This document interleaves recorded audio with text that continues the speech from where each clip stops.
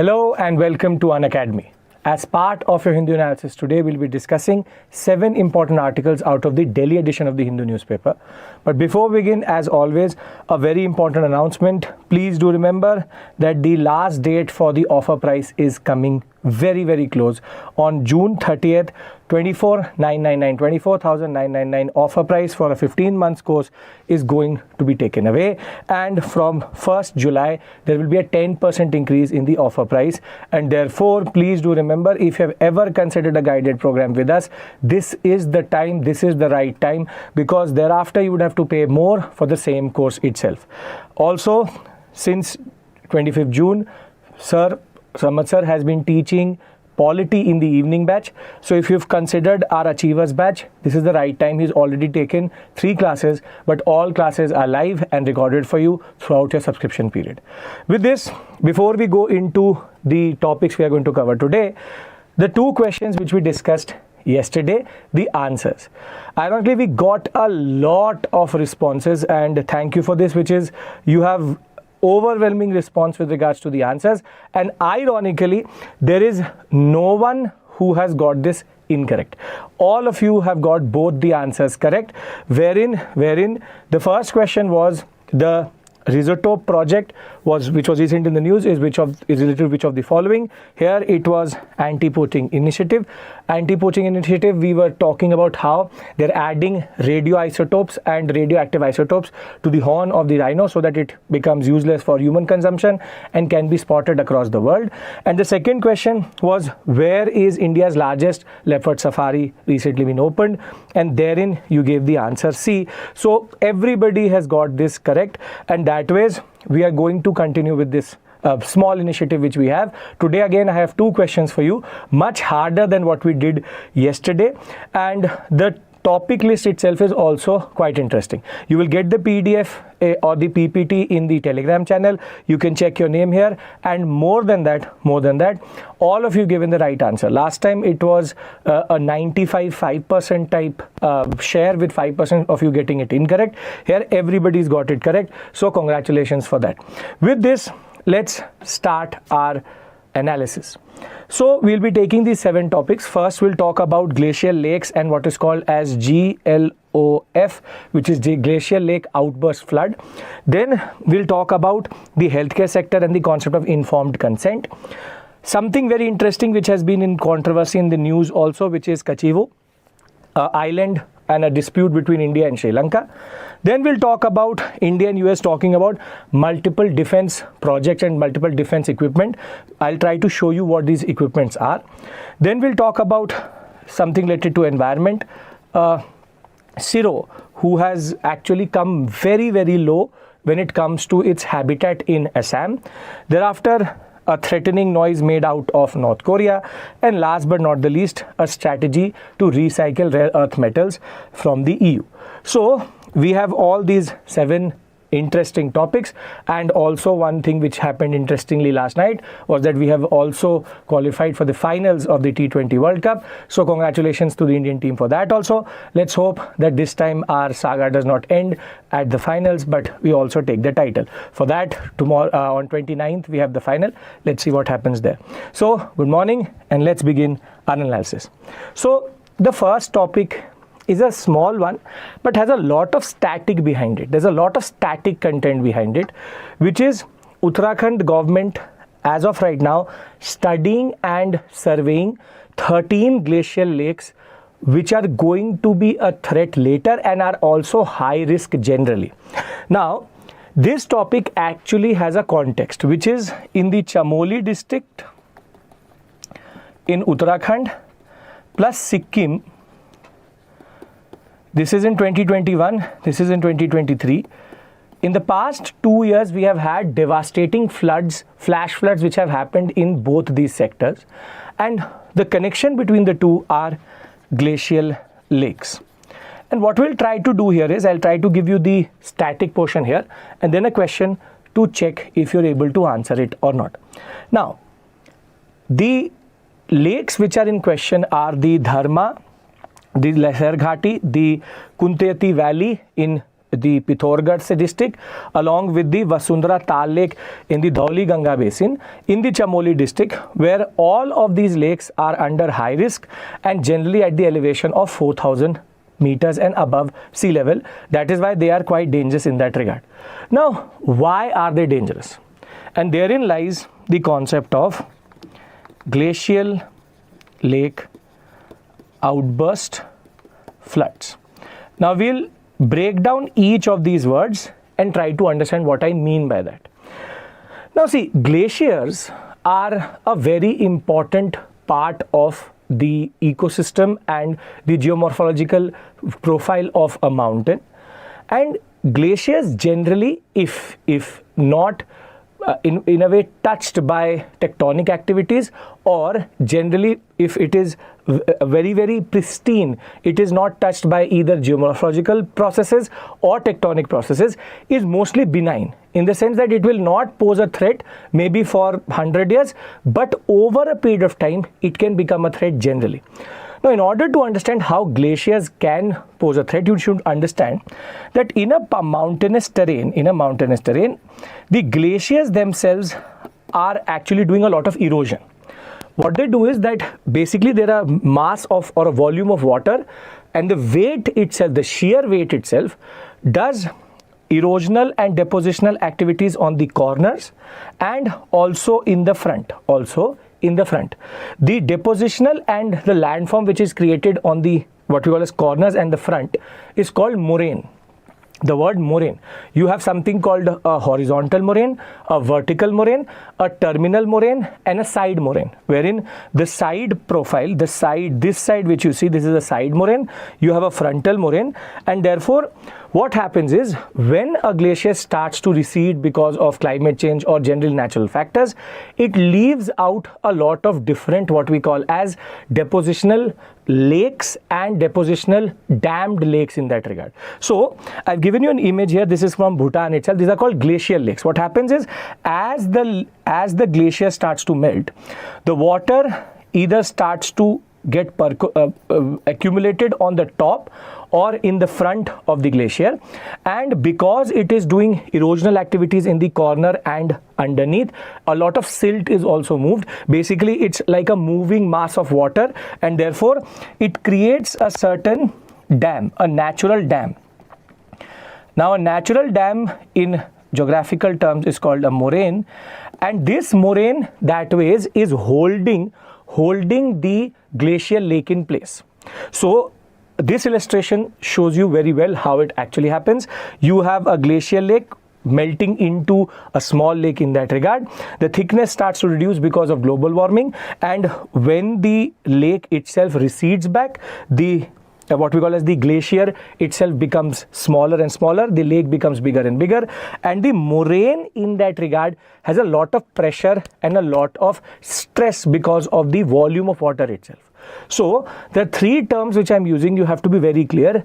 Glacier itself, a volume of water frozen but moves, that is why it does a lot of erosional activities on the corner of the mountain itself and wherever it is.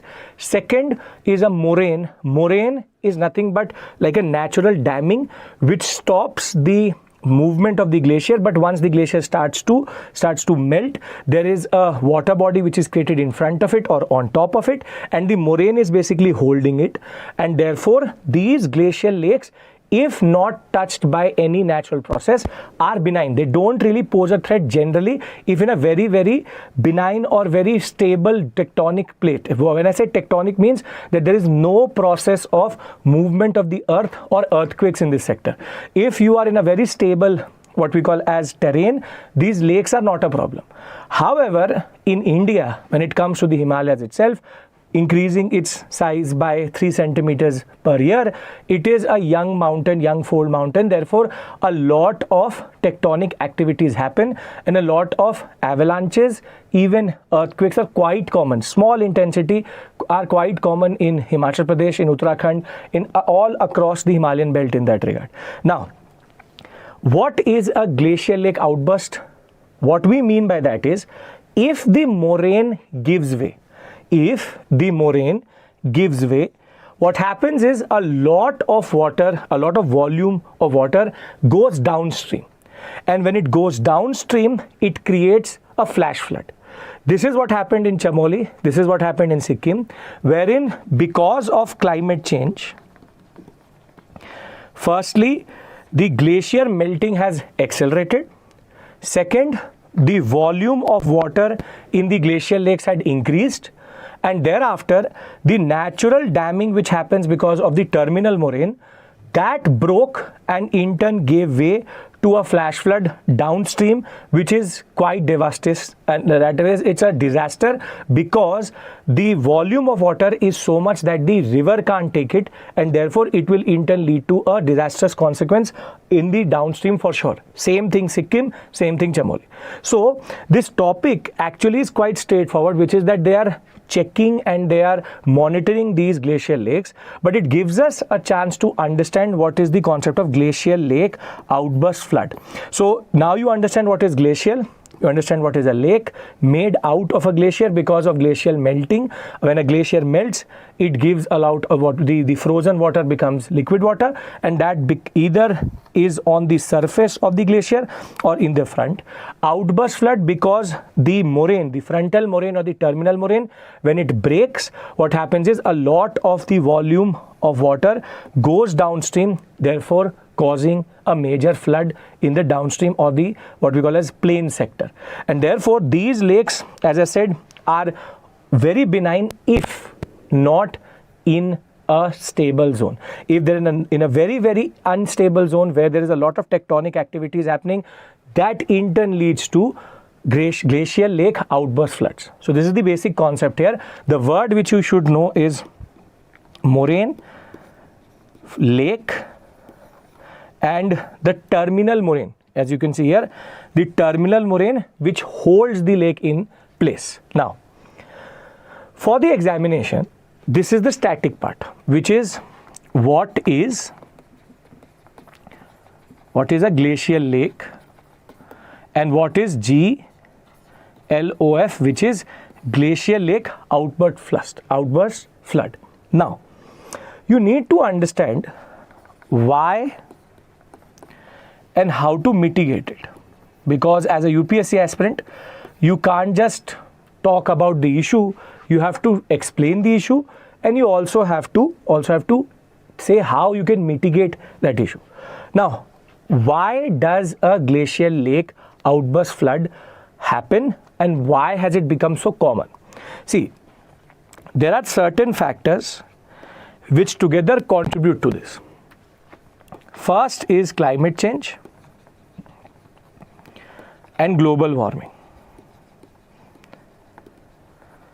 Here the issue is that because of global warming and climate change, the lake formation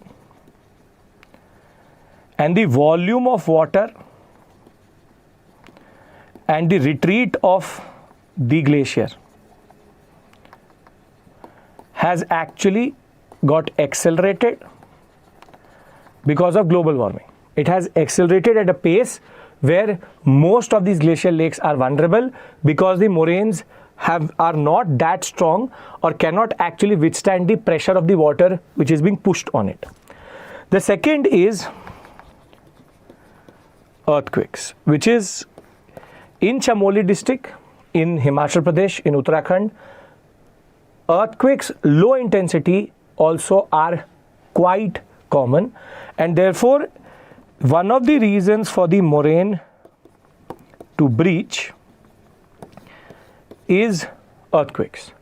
Here we can't do anything because earthquakes we cannot predict, and this is quite sudden and dramatic, so therefore, and there is it's an erratic concept in that regard, you can't actually predict it, therefore we cannot mitigate earthquakes. Therefore it is about checking the structural integrity of the moraine.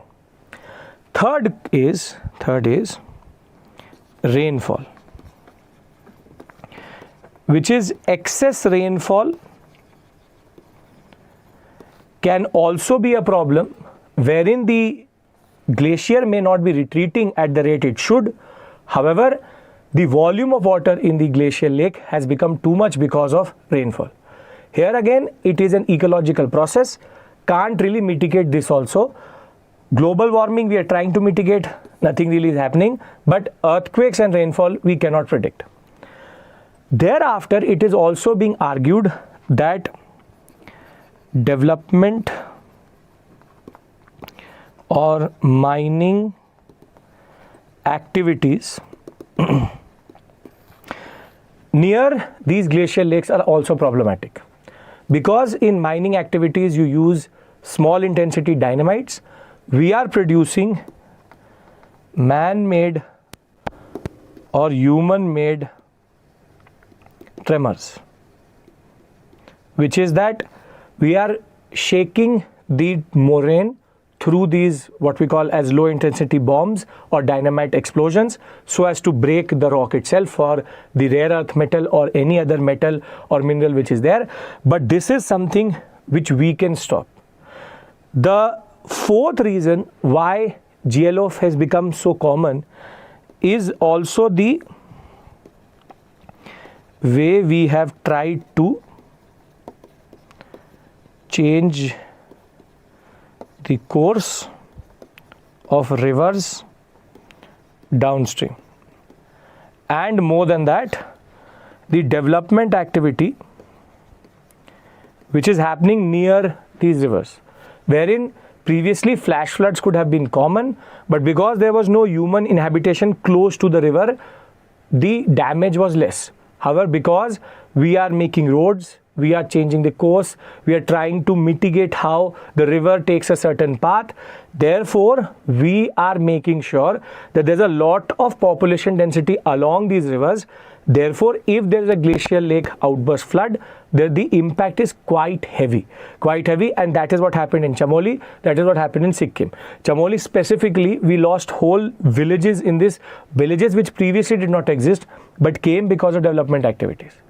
So therefore, the idea of a glacial lake outburst flood, in most cases 50 to 55% you actually can't control it, because climate change independently is contributing to the volume of water which is going into the lake itself, and the breach of a terminal moraine is actually that way not very predictable, because you don't know the structural integrity of that moraine actually properly. There will always be a small stream of water going down, but when will the moraine break cannot be predicted properly. Now that we know why, how do we mitigate it? This is where the answer part of this topic comes in. They will ask you ways to mitigate a glacial lake outburst flood. Now here the first thing is monitoring. The whole point of this article is learning from our experience. The Uttarakhand government is monitoring these lakes, wherein using satellite imagery, using LiDAR, which is a remote sensing technology, using technology, at least we can monitor the moraines and we can monitor the glaciers. Therefore, this could lead to early warning systems. In Chamoli, what happened was, by the time we got to know that the glacial lake outburst flood had happened, it was already over. And therefore, early warning systems may help in reducing the damage to property, if not property, specifically human lives. Lives can be saved if early warning systems are there, and therefore monitoring is a very important part. And here satellite imagery is important. Satellite imagery is very important to understand the whole concept. Second, we should have what are called channeling of glacial lakes. If we know that the volume of water in that lake is already above a certain level and a dangerous level, we can channel the water into other streams, making sure that the volume does not increase beyond a point. And this is actually a very realistic solution, because channeling water out of the glacial lakes could be a good solution, because if we are monitoring and if we know the volume of water, we can make sure that happen. Then third is awareness, and a code of disaster management. As of right now, when it comes to GLOF, there's no code of disaster management. What are the protocols for an outburst flood out of a glacial lake? We need to create awareness in this sector that there is something like this which can happen. Villages close by can also monitor, and the code will help us create the protocols through which monitoring can also happen, and what will we do after it happens. See, as I said, because moraine structural integrity, earthquakes cannot be predicted, and over and above that, rainfall patterns also are changing because of climate change. We can't control those aspects. What we can control is we can either channel the water out of these glacial lakes, which would be a very big project, but at least something has to be done with regards to the structural integrity of that sector. And more than that, we need to create awareness with the people that something like this can happen. Like how we have tsunami codes, we can have flash flood codes also. There would be a problem in getting response out of the people who are upstream, but at least in the downstream, there can be a certain protocol which can be followed. Now, how will UPSC ask a question out of this sector? So, we've discussed the static portion and linked it up with current affairs. A lot of you have commented that after you have seen the CNA, do you really need to go through the article? You don't. We are covering everything comprehensively. I'm giving you the static, I'm giving you the current affairs understanding. So if you're going through this 1 hour with me, you don't have to read the article again. Every aspect has been covered. Whatever is the backstory, whatever is the historical context, everything will be covered in that regard.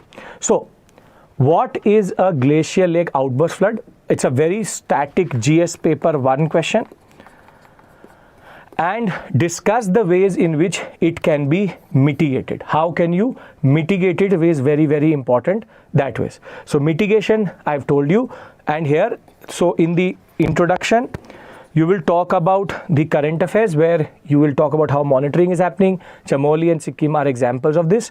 In the body, you will explain the structure of a glacial lake outburst flood, wherein you will talk about glaciers retreating, a lake being formed either on the top or in front of a glacier itself, and thereafter depositional activities which are happening, the concept of moraine and the natural damming because of the moraine. Thereafter you'll say in the second part, because of the structural integrity of moraine not being able to take the volume of water, it will in turn lead to a flash flood downstream, and therefore how do we mitigate it? Awareness, channeling, monitoring, and conclude by saying that yes, we have to make sure that we have a code, we have a disaster management aspect related to this whole concept. So this is a pure geography topic. Along with this, there's a current affairs aspect to it. With this, let's move to the second topic, a simpler, straightforward one, which is the concept of informed consent. Now, most of us, I hope that you have not gone through that. But most of us, if you have ever seen a person going for surgery or for any medical procedure, they would bring in a form. We've seen it in soap operas and even in movies. They bring in a form, and that form is generally brought in by a nurse, and they ask you to sign it. In most cases, because of the mental state we are in, we generally don't read it. As it is, we don't read most of the agreements and consent forms. But because you are either tensed or you see a certain financial, what we call as expenditure or physical pain in it, you generally don't pay a lot of heed to what is written in that document, and you sign it. Now, what you are actually signing is called an informed consent form. Basically, you are consenting after being informed for the complications. You are consenting that I know the complications, I know the procedure, I know the consequences, I know the reasons, and after knowing the complications, procedure, consequences and reasons, I am consenting to go through this medical procedure. In medical practice, an informed consent form is considered the cornerstone of doctor-patient relationship. Patient relationship. this is what builds trust. This is what builds trust. And if something goes wrong, the doctor can very simply say that I had informed the complications, procedures, consequences and reasons for going through this procedure, and he was informed about it. That way, it's both an ethical issue plus a moral prerogative plus a trust-based exercise. You trust the doctor, it is the moral obligation of the doctor to tell you this, and it's an ethical issue if you don't do it. Now, ironically, in India, in 96% of all cases, this consent form is not explained. It is not given by a doctor, it is given by a nurse. And in most cases in India, it is uninformed consent signing. The doctors don't tell you the complications because the doctor itself is not coming, the nurse is not qualified to do that. In most cases, the people don't know what is the procedure, what is the process, what are the reasons, what are the complications associated with it. Now, in that case, all three issues emerge with regards to medical practice. As it is, there's a lot of trust deficit in India when it comes to doctors and communities. We have seen multiple doctors being beaten up because of certain procedures they've actually followed. The reason for that is they will randomly take either the thumb impression or ask you to sign it without actually making you sit and understand the whole procedure in that regard. Now, first things first is that mostly the patients don't know what they're signing on, which is that they don't have awareness of the issue itself or the awareness that what they're signing is a consent form. Second is, in dearth of time, doctors don't go and have that personal touch. They will send a nurse and say, get it signed. Now, this topic creates two important zones for a UPSC aspirant. First, medical accountability, and second, ethical issues for GS paper 4. For GS paper 4, it gives you a very good example of ethical issues, or what is called as, it's not a dilemma, but it's actually an issue of trust and integrity. Now, therefore, in medical accountability, the issue which we see as of right now, is first, ignorance. The doctors don't care. They have no interest in explaining the procedure, which could actually create a lot of trust. And the idea that even if I tell the patient I'm going to go through this, he doesn't understand. Second is, these consent forms are mostly in English. So the person who's signing on it or giving a thumb impression, they have no way of understanding what is written on the form itself. Third is that when there is malpractice, this becomes an excuse. That we had already said it. He's already signed the document without knowing what is written in the document.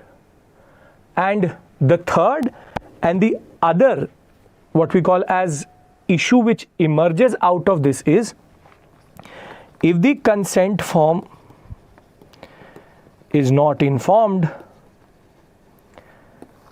the procedure itself is not explained either to the family, it leads to distrust, violence, and issues of community versus doctor's case. This has happened in multiple cities in India where doctors have got beaten up because of this issue.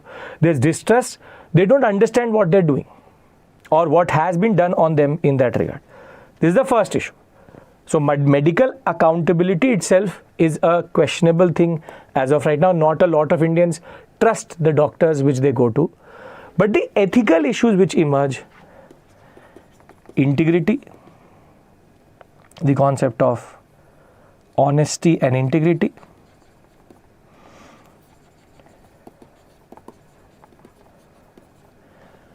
first, Honesty and integrity, that do you really need to not tell the patient what is going to happen to him. So it is the doctor's responsibility and duty to actually go and tell the patient what is the procedure which is going to happen, what are the complications which can happen. So here there is a certain, one second, there's a certain, let's use the word, I'm just removing this, yes. Let's use the word duty of the doctor. It is a duty of the doctor to go through this procedure. Second is the issue of transparency. At the end of the day, the ethical issue which comes in is that if you are going to perform a procedure, why not explain it to the patient? So one is duty related to the honesty of that doctor. The other one is the transparency of the procedure itself. And last is consent itself is something which is a prerequisite. And therefore it is an ethical and moral prerogative of the doctor to get it. Now why am I doing this with you? Because both type of questions can come. One can come in GS paper 3 and the other one can come in GS paper 4, wherein accountability and ethical issues both are under consideration. So in the examination they can ask you a question like this: informed consent and transparency are the cornerstone against medical malpractice and accountability. Now to write this answer, you have to know what is the concept, what is the ethical dilemma, what is the ethical and moral prerogative, how this process is extremely important. You can also get in GS paper 4 a question which basically could be along the lines, discuss the moral and ethical issues related to medical malpractice in India. Simple question, but again you need to know about the issue of non-informed consent. So this is where this topic becomes invaluable, and how a GS paper 3 topic can also become a GS paper 4 topic. So first we discussed a GS paper 1 topic, which is glacial lake outburst flood. Now we've discussed a topic which can come in both ways. Small, straightforward, but important. Awareness is also important. With this we move to from the archives, a feature which I take, and ironically this has been in the news quite a lot recently.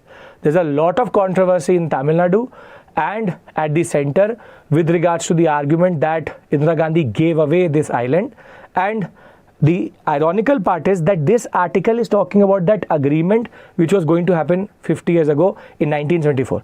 So 28 June 1974, there's an article which came in the Hindu newspaper with regards to an accord being planned with Sri Lanka on the issue of what is called as the Kachativu island. The spelling is different because at that point of time they used this spelling. I'll show you the spelling which we use today. It talks about an accord in which in principle India has already agreed that it will actually give up the island itself based on the strategic interests of India and the relationship with Sri Lanka. And the article does not have a lot of information, but it talks about a very important concept which was there in the 1974 agreement on Kachativu, which is the safeguarding of fishermen interest. Now this gives me an entry point into an issue of GS paper 1 with regards to post-independence and international relations with regards to the concept of India and Sri Lanka relationship. Now this is how we use from the archives. We in a way celebrate these moments and therefore understand what we have to understand with regards to the static. So this becomes my way of teaching you post-independence and the static portion.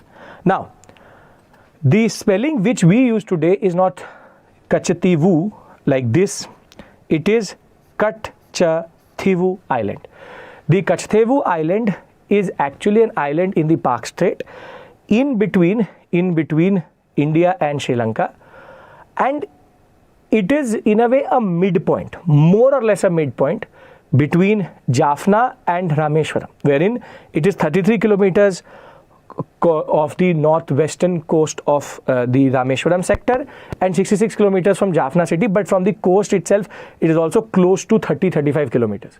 Now, this island has been a bone of contention since 1921, and let's try to understand how there is a certain what we call as rhetoric which has been pushed.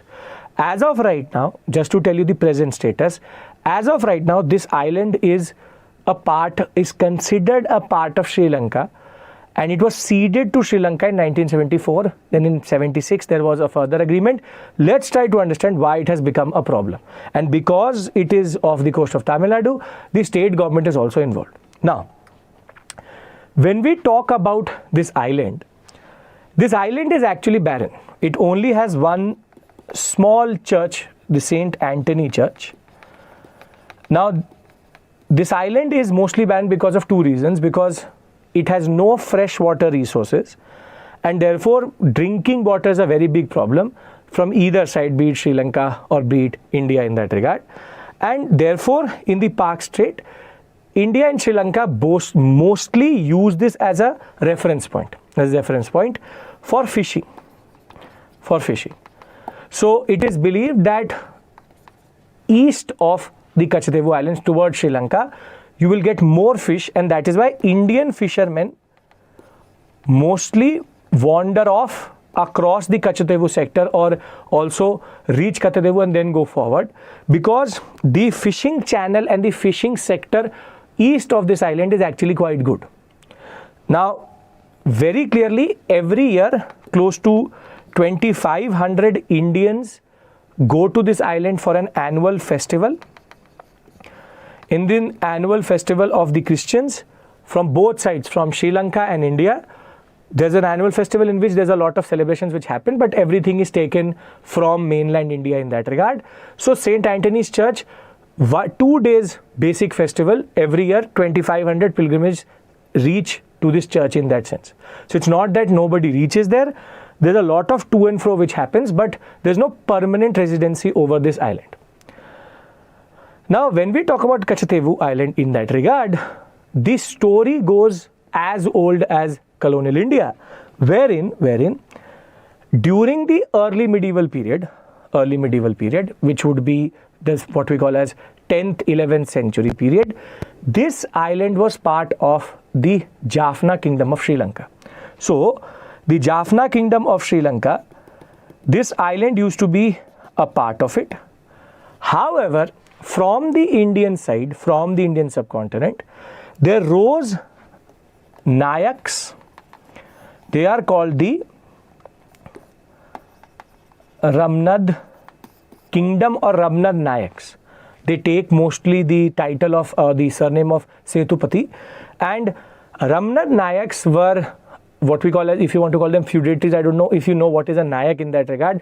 The word coming out of Nayankara system of Vijayanagara, which is basically a military chief based decentralized system where the king gets a tribute, but the Nayaks remain independent. It's a properly feudalistic politics based system.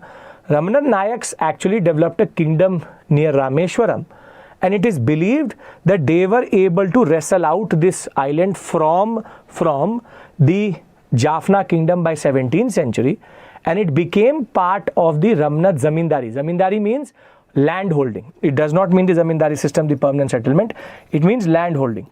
Meaning, if the king of the Ramnad Kingdom was asked, where is your land, what is your land holding, he would add Kachativu into it.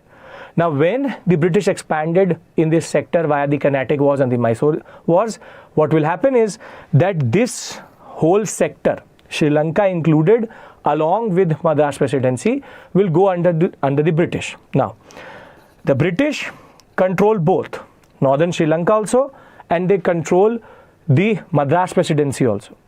However, over the issue of fishing rights, in 1921 there's a convention which happens, or there's a survey which happens, where the Sri Lankan, what we call as locals, and the Indian locals both argue that it is part of Sri Lanka and part of India, or part of Madras Presidency, or part of the Sri Lankan Jaffna Kingdom.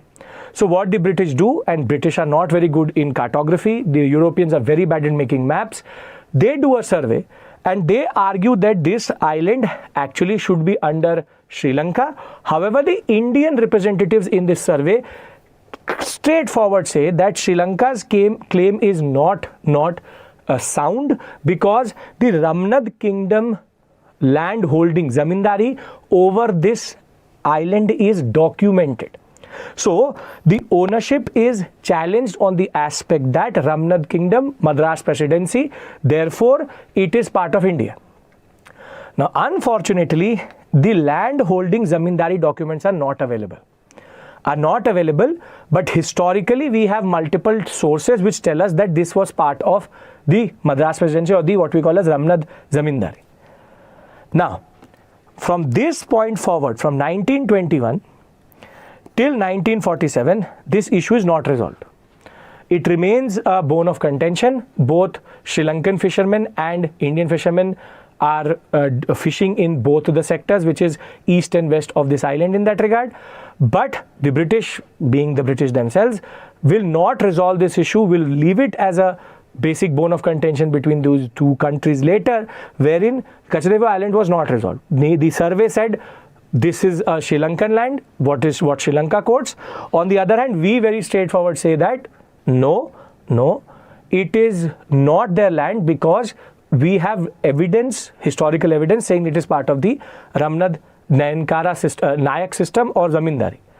Now, after 1947, this issue started to become a problem, wherein we started to arrest Sri Lankan fishermen and Sri Lanka started to arrest Indian fishermen on both sides, saying that you have entered into our exclusive economic zone and therefore you cannot fish here without license, or you need a visa for that in that sense. Now, this was becoming a bone of contention, a sore between India and Sri Lanka, and nobody wanted to take a call. Because this island generally has no strategic importance. It's too close to both the countries. It has no strategic importance. The only thing which is in consideration is fishermen rights. In 1974, Indira Gandhi takes a call, and through the India-Sri Lanka Maritime Border Agreement, she cedes this island. Cedes meaning she gives this island to Sri Lanka, saying, as it is, we have no purpose for it. But in the 1974 agreement, as a good gesture, as a diplomatic move, as a soft power move, we are ready to settle with Sri Lanka over this, and we cede this island to the Sri Lankan territories.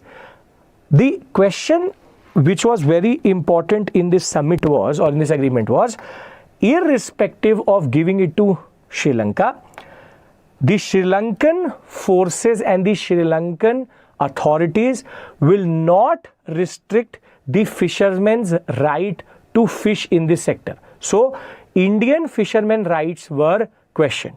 This is where this article comes in. You can see the government of India is reported to have taken care of safeguarding the fishing rights of navigational rights of India of this island. This is what they were discussing 50 years ago. This was under consideration and this was also added into the agreement.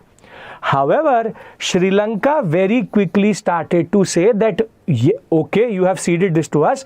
Now, we will only allow drying nests, what we call as nets, which are very small nets, and resting nets, and no trawling in this sector. Trawling is basically when you have a ship and you take the net and then move the ship along the waters. Trawling is not a very good fishing practice, but gets you a lot of fish. They said resting nets are possible, but no trawling is possible. Now, this will create issues, wherein we had ceded it officially, and it's an agreement between India and Sri Lanka, signed by both the heads of state.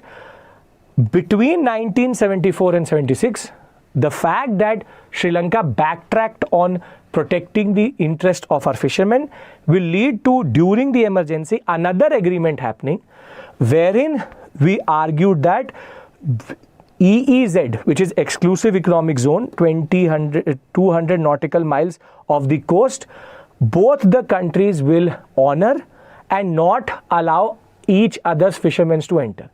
Ironically, when you calculate the EEZ from India and Sri Lanka, again Kachativu comes on the border, exactly midpoint, and that was, again, there was no agreement here. So though officially we ceded Kachativu, the problem was the agreement was not fully considered and not taken into consideration on the lines of fishermen rights. Now, the things started to become more problematic between 1983 and 2009. Between 1983 and 2009, what we have is called LTTE-based civil war in northern Sri Lanka, wherein we have the concept of Lankan Tamil Tigers, the Sinhalese and Tamil issue, internal security issue in Sri Lanka, and the civil war makes the Sri Lankan forces beef up the security in this sector. And since 2009, what has happened is Colombo, Sri Lanka, in that regard, has become very, very hard-lined with regards to how they deal with our fishermen, and our fishing rights in that regard have got jeopardized. And since 2009, there have been multiple calls that somehow this transfer should not have happened, and that call has been coming from Tamil Nadu. Now, before I talk about that issue, just to reiterate the timeline, in early medieval, part of Jaffna, 17th century, part of the Ramnath kingdom, 1921 survey creates the issue. This agreement comes in 1974. The issue of fishermen rights remains. 1976, another agreement over not entering each other's EEZ, and then after 1983 till 2009, this issue remained subsidiary. However, the Sri Lankan forces and Sri Lankans have become more and more hardline on not allowing our fishermen to enter this zone. Now, in all of this, there are three criticisms which the government of India faced. That too coming out of the Tamil Nadu state. Firstly, the state assembly was not taken into consideration, which is Tamil Nadu state assembly was not taken into consideration. Though the government of India had asked for the documentary proof that the Ramnath Zamindari was there, that was not provided, and therefore there was ambiguity over that. That is what weakened India's stance in that sense. The Tamil Nadu state assembly did not say anything, or was not even in a way taken on board as a stakeholder. In that same context, Jayalalitha, when she was in power, she pushed in a Supreme Court, what we call as petition, saying that this type of agreement cannot happen between India and Sri Lanka just randomly. You cannot see it. There was a need for a constitution amendment, which is again in a certain context true, but the idea was that was not done. The Indira Gandhi did it unilaterally that way, and that was even Stalin recently has sent multiple petitions and multiple letters to the Prime Minister saying that we need to resolve these issues, because on day-to-day basis, multiple fishermen get arrested by the Sri Lankan authorities east of this island in that regard. Now, did we give away this island? In 1974, according to the article, the idea is it had no strategic importance. Fishermen's rights were very, very important. It was seen as a way of diffusing the tensions between Sri Lanka and India. Did, in a way, Sri Lanka overreach and betray the agreement itself? Yes, there was a clause for fishermen rights. They have not taken it seriously. Did the civil war actually complicate this issue? Yes, the LTT issue and India's stance on it, and more than that, the government of India stance over it and Tamil Nadu stance over it has complicated the relationship between the center and the state, along with that India and Sri Lanka. Now, can we take it back? There's a concept that we can take it back. The Attorney General has very clearly pointed out that because in 1974 this was a proper agreement-based transfer, the only way we take it back is through war. Do we need a war with Sri Lanka? I think no, because war takes you nowhere. In that regard, this is a political rhetoric right now that Indira Gandhi gave it away and therefore we should get it back. Getting it back is the more complicated issue. Did we give it away? Maybe it was a strategic move, it was a diplomatic move. Has it backfired? Yes. Now the question is, where does this issue go, or how do you get a question? Is like this. See, the saga over Kachativu Island remains an obstacle in Sri Lanka-India's relation. Do you agree? Now, the examiner cannot ask you to give a way forward because this is a very complicated issue. What can be expected is the history, how it got complicated, and where is it located. So that is why I've given you through this very small article. I could have not taken this topic, but because it has given me an opportunity to go through all of this, this is where we are revising all the things related to Kachativu, and you will remember this, remember this timeline, and further you will be able to answer this type of question. In this, in the introduction, you will talk about the recent rhetoric and the tensions which are there. Then you will talk about the saga. The saga means the story behind this whole issue. 21, 74, 76, 83, 2009, and then conclude by saying that this has become an eyesore, it has become a bone of contention between Sri Lanka and India, as it is with the presence of China in this sector, and India that way is looking for a better relationship with Sri Lanka. It is important that we don't allow this political rhetoric to spill over into Sri Lanka and sour the relationship. So you can take either stance. Do you agree means, see, because the tone of the question is it is an obstacle, you can't say that it is not an obstacle. You have to talk about how from time to time center-state relationship is becoming complicated over this, and Sri Lanka has become extremely hardline. That was taking an advantage of our lenient stance or our good gesture in that regard. This is where Sri Lanka has overreached, and the good gesture of ceding it because it had no real importance to us in turn has backfired because the fisherman's right cannot be undercut. So that was quite interesting topic. I hope that this whole survey of this topic has been fruitful and has refreshed your memory in that regard. With this, let's move to a very interesting topic, which is US and India considering multiple vehicles and multiple what we call as defense equipment transfers in that regard. Now the question, the things which are in question are something called the Stryker infantry vehicles. There are 8 types of these vehicles. I'll tell you what are the capabilities of that. Most likely we will acquire it through Stryker. And there is also the consideration with regards to the MQ-9B, what is called as the Reaper drone in that regard. Further, we are considering to take Javelin in huge quantities from the Americans, and therefore under ISET, which is the Critical and Emerging Technology Initiative, which was something which was in the news last year, where India has gone into an understanding INDUS and ISET. India is also jointly developing a lot of these things so that there's a technology transfer. But for you, what becomes important for the prelims is what are these vehicles? The first vehicle which is under consideration is the Stryker armor vehicles. Now, what is the purpose of this vehicle in India? It is being believed that in insurgency and in the terrain of Kashmir and Rajasthan, basically along the Pakistan border, this could be a game changer. Firstly, it responds to IEDs very well, meaning if an IED blast happens under it, it generally does not get immobilized. 8 different configurations are there, reinforced hull with ceramic armoring, and the idea that you don't need a person to operate the weapon system. It can be remotely done, which is that this can be parked somewhere and someone else can use it, and remote weapon systems can be used. The machine guns and the grenade launchers can be used remotely is of advantage, and the fact is the range is also very good. So with close to 500 kilometers of range, it can patrol this sector at a very good speed. So it has speed, it has agility, it has the firepower. Along with that, it can take 9 infantrymen along with the equipment it has. That way, it could be a game changer in the patrolling of this whole sector, made by Stryker, a US based company.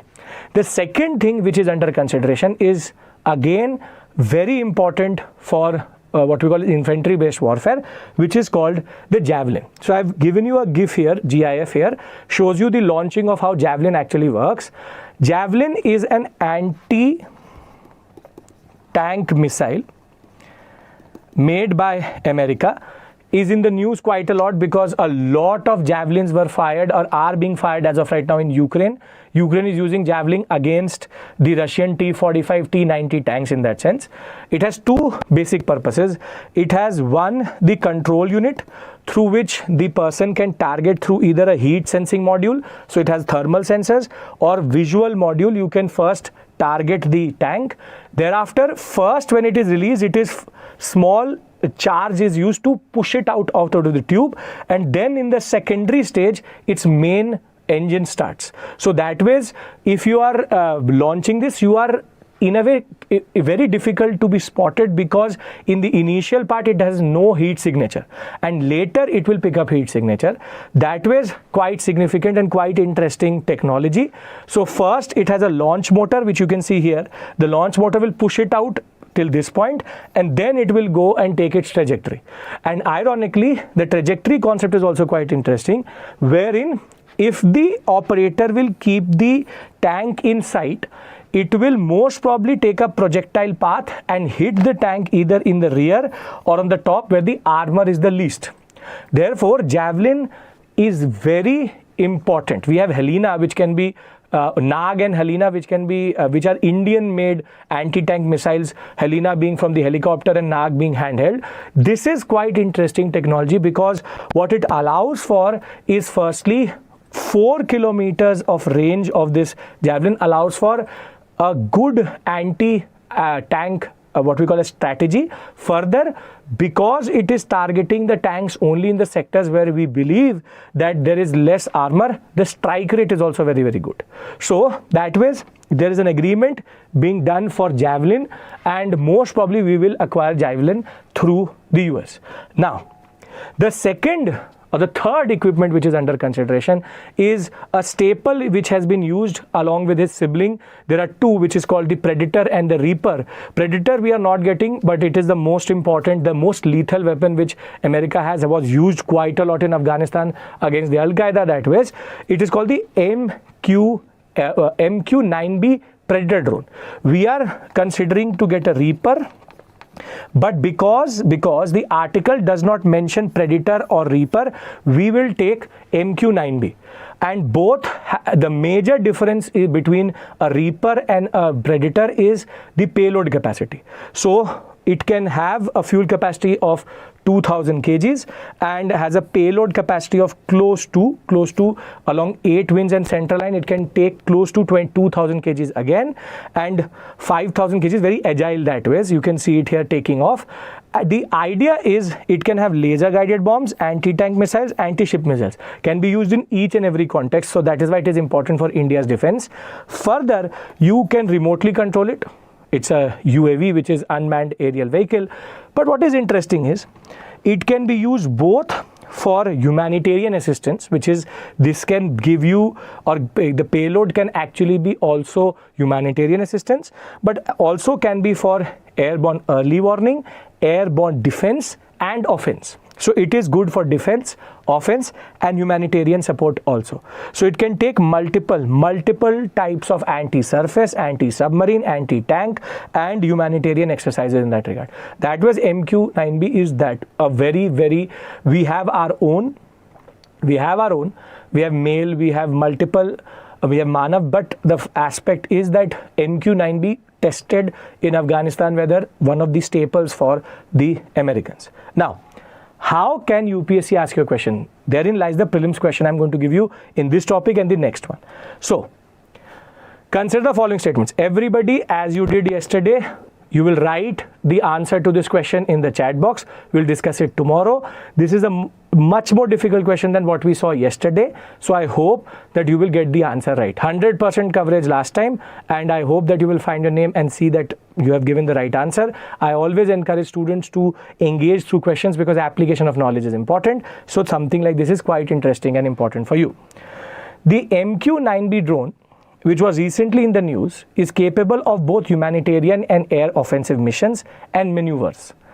Javelin is a surface-to-air cruise missile which was used extensively in the Gulf Wars.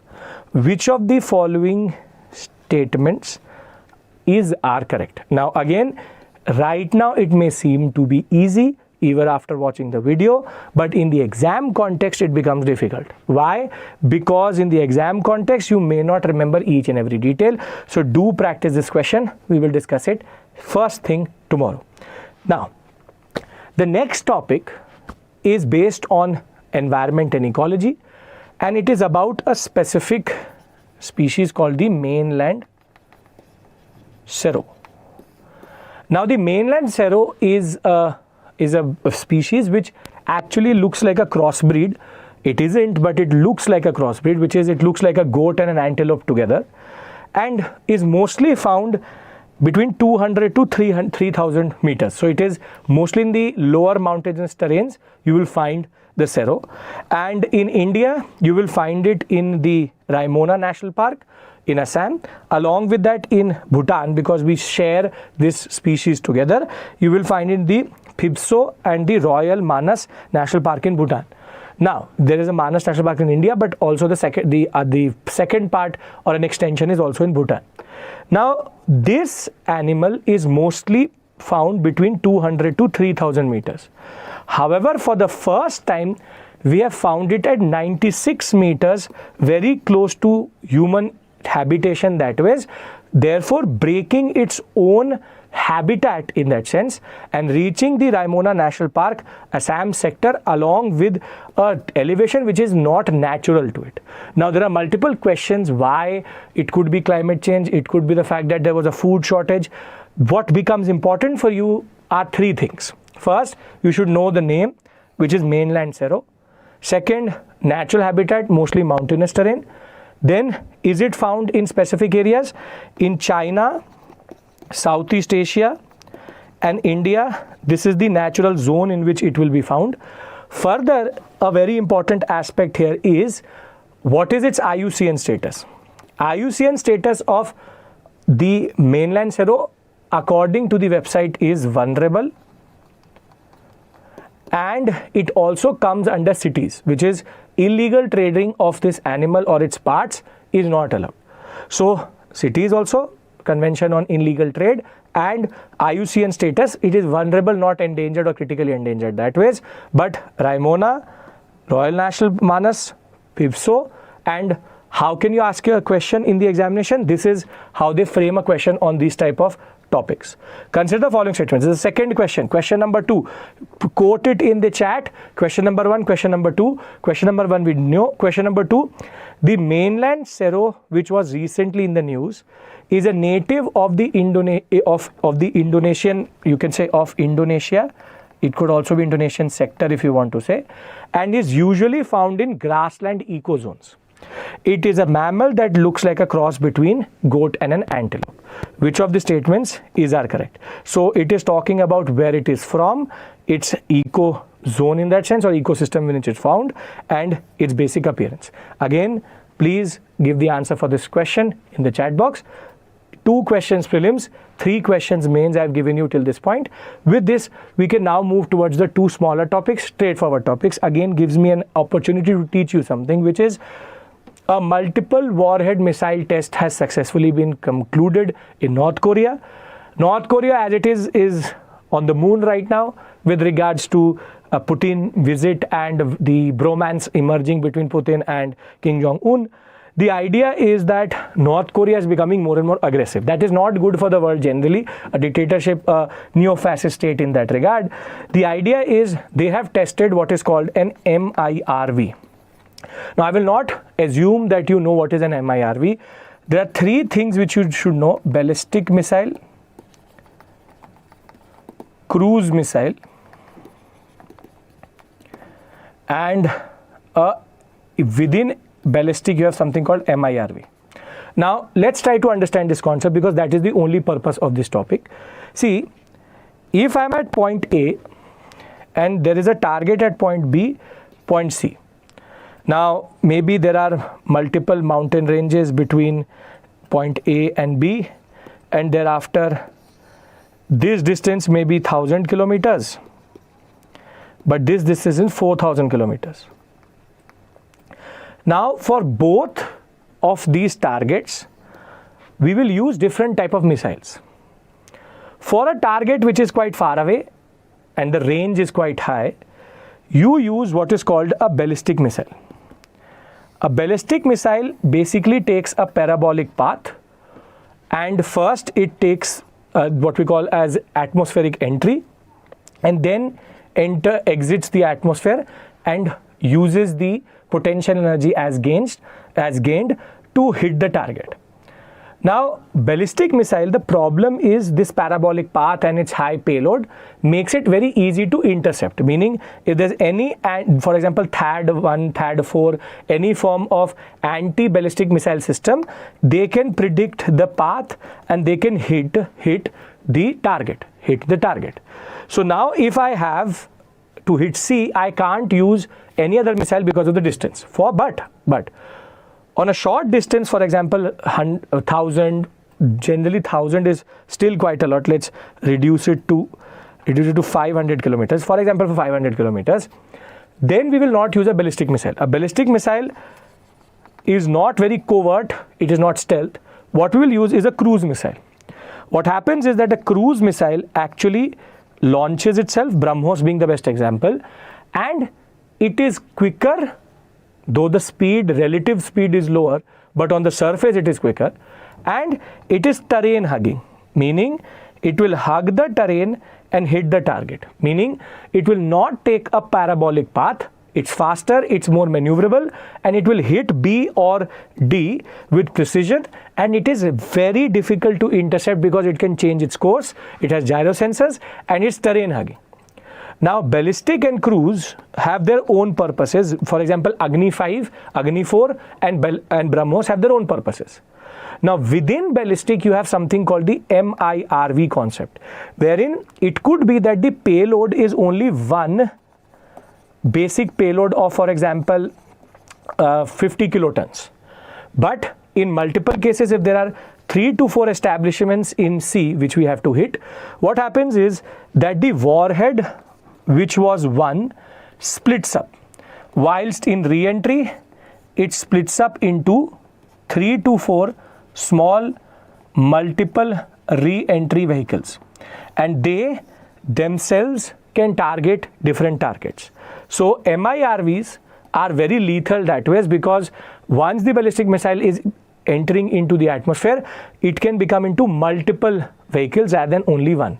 That was quite significant, and that is why MIRV technology in hands of North Korea is not a good thing, because this will in turn lead to them hitting multiple targets through one launch itself.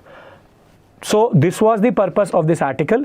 I hope that you will understand, or you have understood the difference between ballistic and cruise missile and what is an MIRV.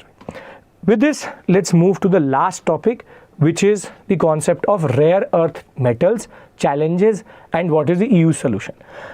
So we know that when it comes to rare earth metals such as cadmium, lithium, more or less either South Korea has the monopoly over its processing and China has a monopoly over its production and reprocessing, or basic initial what we call as a process of making it from an ore into usable into technology of what we call as mostly used in electronic devices, lithium, cadmium, nickel. Now, as they are called rare earth metals, their availability across the whole globe is very less. Now, EU has been struggling to do two things, which is reduce dependence on China, at the same point of time increase domestic production. Increasing domestic production is problematic because the accessibility to the metal is not there. If it is, reprocessing technology is not there. If even that is, it is extremely expensive. China, on the other hand, mostly exports to the whole world basic rare earth metals based processed chips in that sense. Now, what the EU has found as a solution is that they have recently introduced what is called as the Critical Raw Material Act, under which 25% of the EU demand by 2030 will be met through the recycling of these rare metals. So today there's less than 1% of rare metals which is being recycled by EU. They want to make it 25%, and therefore this is something which India can also consider, which is rare earth metals recycling could be the future of making sure that we reduce dependence over China. Which is that if we are able to recycle whatever is already there, it would be a game changer. Now this is again something not substantial or something tangible, so it's a projected article, but I'm telling you one of the solutions which you can add as an answer into a mains question if they ask you how do we reduce dependence from China. Now, other than that, this article has no other purpose to us. So before I end the session, 3 things. First, please do write the answers in the chat box. Second, what we've done today is we've tried to understand multiple important static issues through the paper. We've discussed the concept of glacial lake outburst flood, the concept of glacial lakes, the concept of moraine, and how do we mitigate it. At the same point of time, we have also understood the concept of the Kachativu island and the issues behind it and the issues around it. In between, we discussed the concept of informed consent and the idea that it is an ethical dilemma when it comes to when it comes to medical transparency. It's an ethical issue, a moral prerogative. We've also discussed, along with that, the Stryker armored vehicles, Javelin, MQ-9B drones. Don't specify Reaper or Predator as of right now. And last but not the least, we've also discussed the a mammal called the Cerro, which has reached to the Raimona National Park, which is much lower than what its habitat is. I've given you 2 questions with regards to first the Cerro and the equipment question or the equipment topic in that regard, and in the end we've talked about recycling rare metals, which the EU is going to do to find a solution for China. So with this, let's end this session. Thank you so much. I will see you tomorrow, and I hope all of you are going to answer the mains questions you are practicing. I've seen a lot of you writing the mains answers in the chat box. I will try to give you a response tomorrow on that also. But as of right now, please do attempt the questions. There is also a Telegram quiz on our Telegram channel. You will get 5 questions based on these topics, again prelims, which you can practice there also through a polling feature. So I'll see you tomorrow. Take care. Bye-bye.